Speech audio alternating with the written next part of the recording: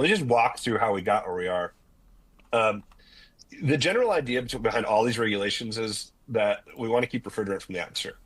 That's it. It's the whole deal. And so then, of course, like anything done by the government, they're going to spend thousands of pages explaining how they want you to keep this stuff from reaching the atmosphere.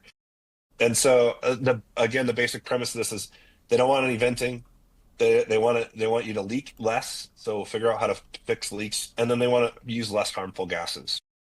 And since they don't have very many mechanisms to do these things, they write a bunch of regulations and start um, working on various sections of the industry. Way back when, Montreal Protocol, this is a 87, the largest multinational treaty in the history of the world, over refrigerants. Factual statement, and it's really weird.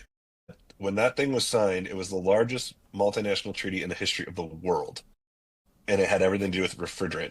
Super weird. We can't agree to feed starving children all around the world, but we can agree not to let refrigerants in the atmosphere.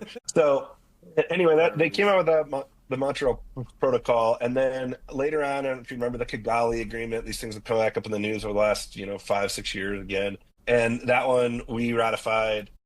Or they're hoping to have the same number of countries on Kigali by the end of 2026. Right now, it's like 160, and there's 100, depending on how you count, 196 to 198 countries in the world. It changes, right? Because sometimes people are no longer a country when their neighbor decides they're no longer a country. So, that happens. But so that's the background of how we got where we are. So in the United States, what this came down to, and this is true in all of, in the F-gas world in Europe, Australia, all those places as well. The mechanisms are very, very similar. And so I might be describing it from a US centric perspective because I think that most of us here are going to be US based, but the same basic premise applies globally, frankly.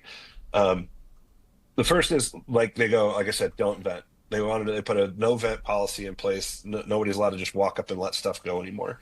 And the next thing is, so we're going to get rid of all these bad gases.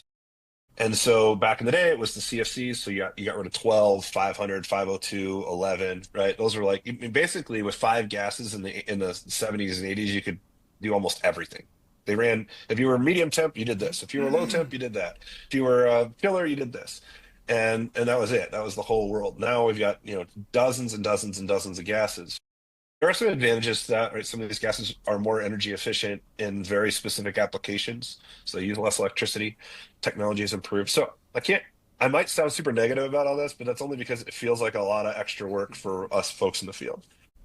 Bear with me on that. I'm not trying to bash the whole concept. Frankly, it's just what it feels like when you're trying to deal with it and you're working, and all you got to do is get it to work, right? You want to just get your job done, get the chiller back up and running, and move on.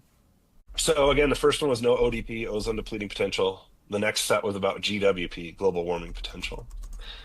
So the AIM Act came out, and the AIM Act, American Innovation and Manufacturing Act, was signed into law by Donald Trump in his first term. And it basically had three legs to the stool. One was we're going to reduce the amount of GWP gases, the high GWP gases coming into the country. Two, we're going to change the equipment technology transition from gases that use or from systems that use those gases. And the third is the one that I'll focus on the most because it has the most impact on you guys in what you do every day, which is subsection H, which is the regulations on documentation, leak loss, leak repair, and that stuff. So the stuff that we deal with in the field.